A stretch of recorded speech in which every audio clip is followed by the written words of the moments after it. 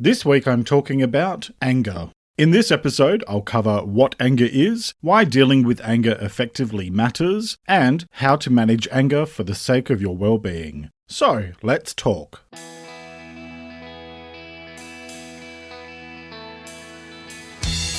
This is Let's Talk About Mental Health, a weekly podcast full of simple ideas for better mental health. I'm your host, Jeremy Godwin, and I'm an Australian writer and speaker who spent most of the 2010s dealing with severe depression and anxiety, and that led me to change careers to study mental health.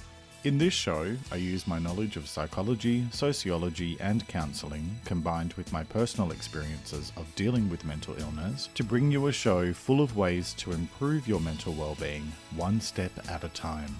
Each week, I look at one specific topic and go through simple things you can do to improve your mental health. So, get comfortable and let's talk about mental health, because the more we talk about it, the easier it gets. Hello and welcome to episode 73, and thanks so much for joining me. 2021 is the year of wellbeing here on the Let's Talk About Mental Health podcast, and each week I'll be exploring lots of different things you can do every day to make a positive difference in your own life. This week is all about anger. As I said last week, emotions like frustration are just anger in disguise. And since I am someone who tends to get frustrated easily, although I'm nowhere near as easily frustrated as I used to be, I thought it was time to take a cold, hard look at the topic of anger. And I'm fairly sure that I'm not the only one who gets annoyed or frustrated sometimes. This episode is very much about understanding anger and its various causes, as well as the effect it can have on you and the world around you. And I'll dig into different ways you can manage anger as part of looking after your overall well-being. Before I get into that, episode 11 of Let's Talk About Mental Health TV is out now on YouTube, where I'm sharing a whole bunch of tips for dealing with anxiety both during and after lockdown, plus when staying at home a lot, for example, working from home, and just in general for all of us as we work through what the pandemic means for us individually. Now, even if you're sick of talking about that little event that brought the world to a standstill, and no, I'm not talking about the ship that got stuck in the Suez Canal, every single one of us has been impacted by the pandemic in some shape or form, so we may as well see how we can use it to our advantage to help us to have a better life now and in the future. The content I post on YouTube is completely different to the episode you hear on the podcast, so if you'd like some more Let's Talk About Mental Health goodness each week, then head to YouTube at youtube.com/c/Let's Talk About Mental Health, or watch it now at letstalkaboutmentalhealth.com.au/YouTube. And while you're there, if you like what you see, please subscribe to the channel. So now, on with this week's episode about anger. I have a quick temper. Both of my parents were like that, so growing up, I didn't really know any different. And it wasn't until probably about 12 years ago that I actually started thinking about the consequences of being a bit of a cranky bastard sometimes. Now, let's be clear here, it's not all of the time, but when I'm annoyed about something or someone, trust me when I say that everyone around me will know about it. Ask almost anyone that I've ever worked with and they'll tell you that I definitely wear my heart on my sleeve. I can distinctly remember the first time that I actually stopped in my tracks and thought that maybe my usual way of venting my frustrations about everything and everyone was not the best way to handle situations that were giving me the shits. I was at work one day and talking to my manager about how frustrated I was with one of my team members, and he said, well, frustration is just anger in disguise. For a moment, I didn't know what to say or do, and I don't know that I fully comprehended the magnitude of what he had actually said at first, but I definitely filed it away for future reference, and it made me start thinking more and more about my default cranky mode whenever I found something or someone annoying or frustrating. Today, it's something that I have to work on every single day, and I do not have it fully under control yet, and who knows if I ever will. Let me tell you, I might be biting my tongue when I'm annoyed, but my face still keeps on giving me away. You know, I still swear like a trooper sometimes when people cut me off while driving, or if they push in front of me at the supermarket, but you'll notice that I used the word sometimes there, because it used to be a lot of the time. So I can definitely celebrate the progress that I've made so far in learning to deal with my temper before it erupts. It's an ongoing journey, and it will very likely take daily work for the rest of my life, which I think is much better than pretending that it's not there or just not even making any attempt whatsoever to try and address it so that I can grow. So what is anger? Well, according to the Oxford Dictionary, anger is a strong feeling of annoyance, displeasure, or hostility. Anger can range all the way from mild annoyance through to full-blown rage. We have a lot of different words, in English at least, to describe the various levels of anger. We're talking about things like irritation, annoyance, displeasure, resentment, being cross, frustration, indignation, outrage, fury, and wrath, to name just a few, along with my personal favourite, vexation. People these days just don't declare how vexed they are anymore, and it's such a shame because nothing makes you feel like you're in Victorian Britain quite like declaring that one is overcome by vexation. Anyway, just thought that was funny. It probably wasn't, and I don't care. Seriously though, anger is one of those emotions that most, if not all of us experience from time to time. In the words of Healthline, and I'm going to quote a paragraph here, anger is a natural, instinctive response to threats. Some anger is necessary for our survival. Anger becomes a problem when you have trouble controlling it, causing you to say or do things you regret. A 2010 study found that uncontrolled anger is bad for your physical and emotional health. It can also quickly escalate to verbal or physical violence, harming you and those around you. Anger itself isn't considered a disorder, but anger is a known symptom of several mental health conditions, including depression, obsessive-compulsive disorder, alcohol abuse, oppositional defiant disorder, bipolar disorder, and more. And the link for that article is in the transcript. The thing about anger is that it doesn't just affect you. It can also have a negative effect on your personal relationships as well as your work relationships, not to mention the way complete strangers might think about you if you're going off about something in public. That's one of the main reasons why it's important for your mental health and well-being to find healthy ways to deal with anger, regardless of whether it's a minor irritation or full-blown rage. Now, we do also need to talk about anger management issues, even just briefly. Some people can find it very difficult to control their anger, no matter how hard they try, and that can be a sign of any number of underlying conditions. There are therapists and counsellors who specialise in anger management treatment and can work with individuals who are experiencing these more extreme types of anger.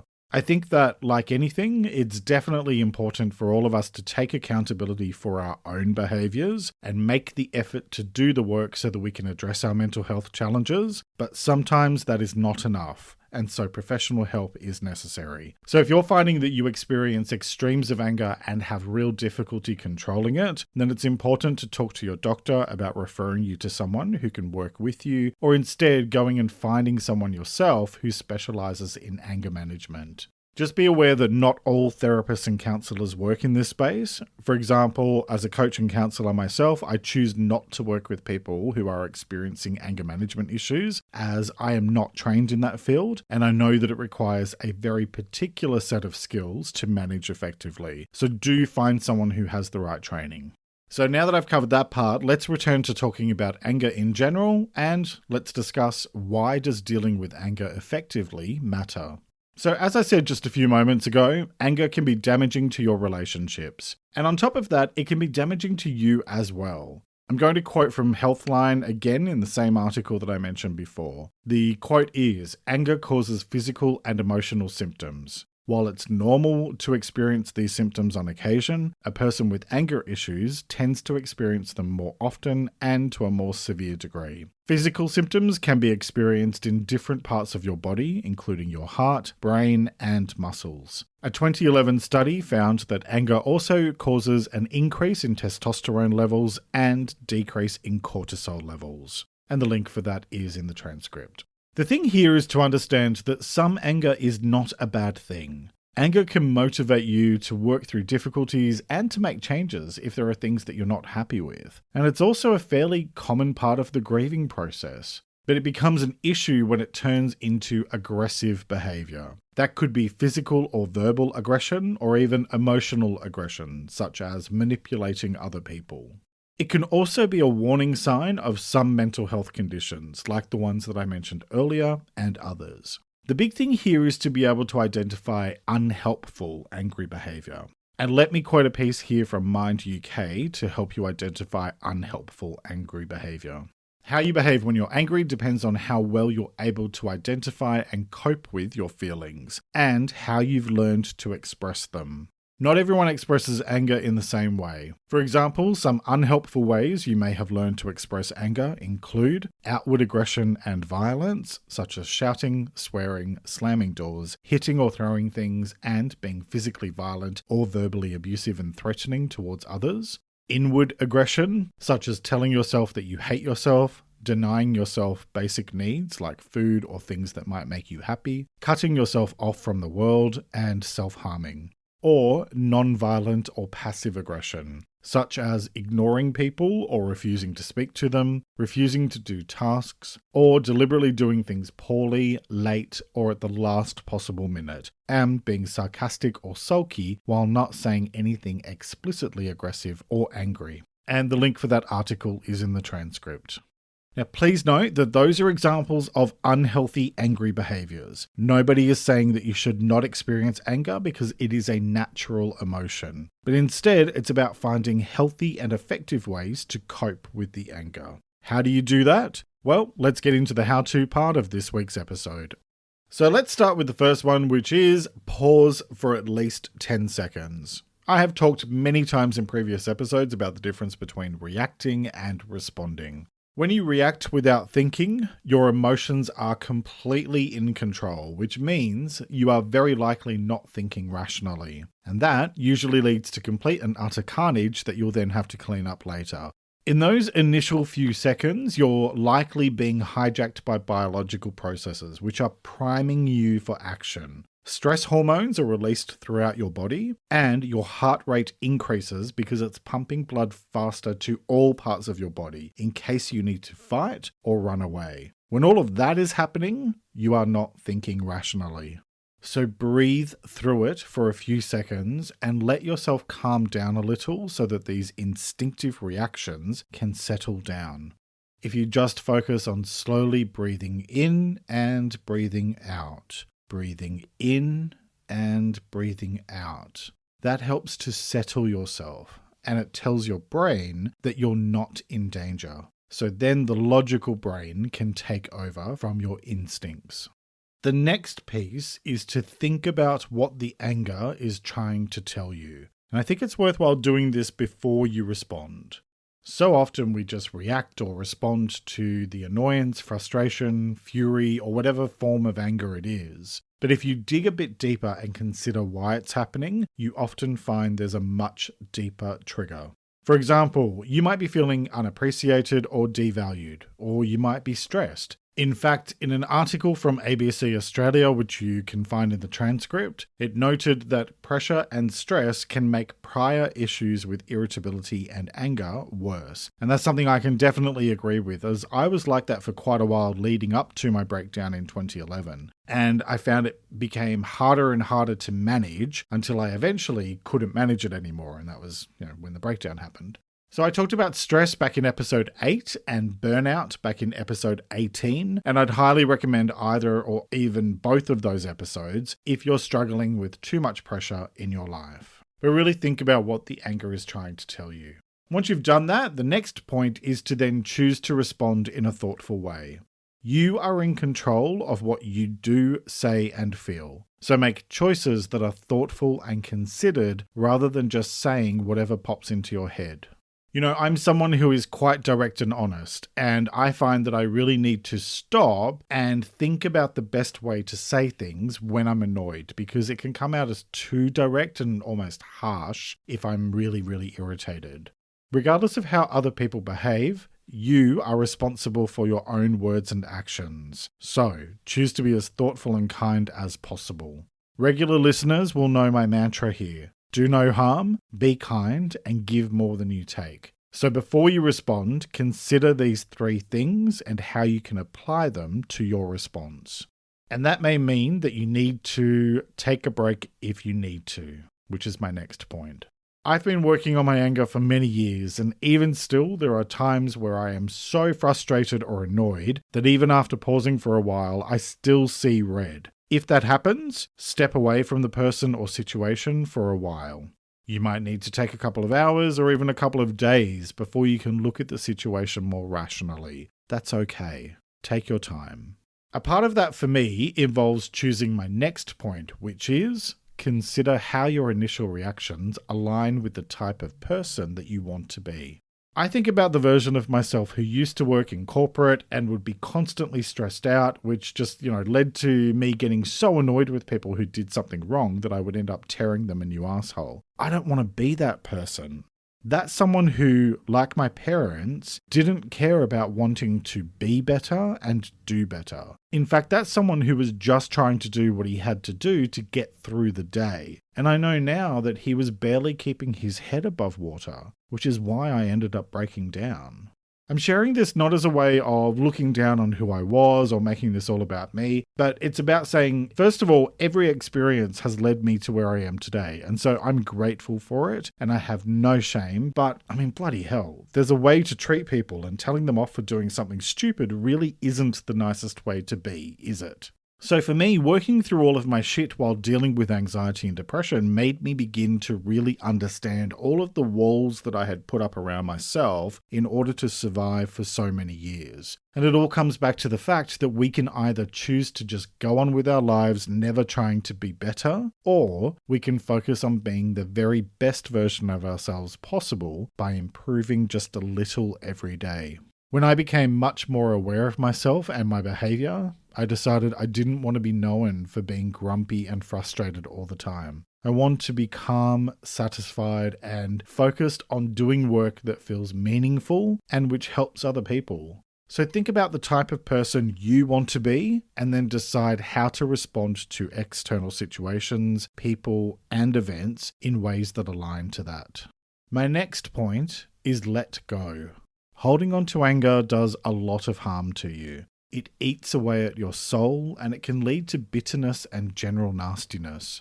Find healthy ways to resolve conflicts and address issues in a timely manner, and choose not to hold on to grudges. Most people don't go out of their way to hurt you, and even if they do, that says much more about them than it does you. Let go.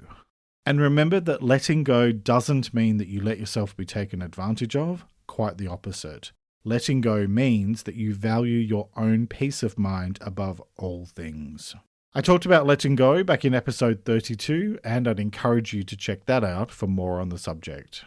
My next point is replace negative emotions with pleasant feelings. When you do things that make you feel good, endorphins, which are the so-called happy hormone, flood through your body.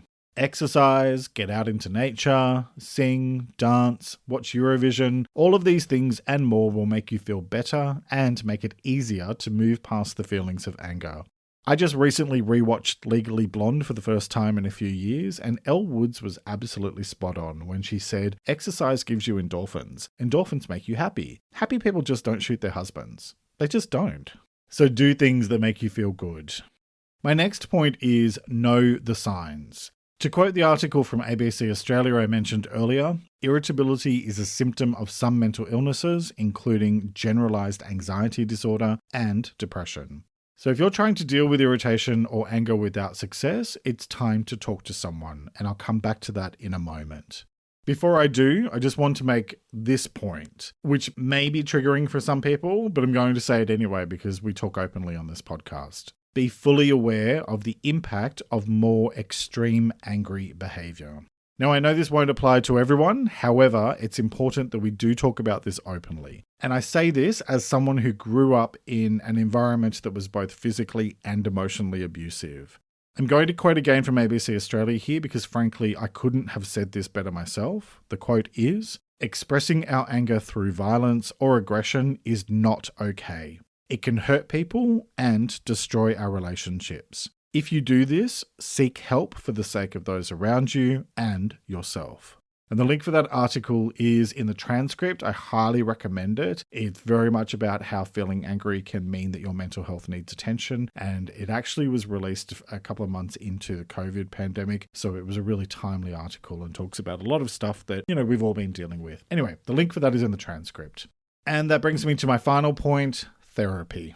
If you need support to work through things, get support. I'm back in therapy and seeing someone every week at the moment, in general, and I'm finding it really helpful to talk to someone objective and non-judgmental so that I can work through the root cause of challenges and feelings. Not just frustration, but feelings in general. And guess what? Turns out most of my own challenges are rooted in feelings of guilt or fear. Who knew? That tends to be what affects many of us. So my point here is that if you need to, work with a professional if you require support. And it's worthwhile, you don't have to have an extreme case of anger or whatever to work with someone. I'm telling you that just being able to talk about the day-to-day and being able to sound it out and work through it makes a massive difference when you're talking about your mental health and your well-being.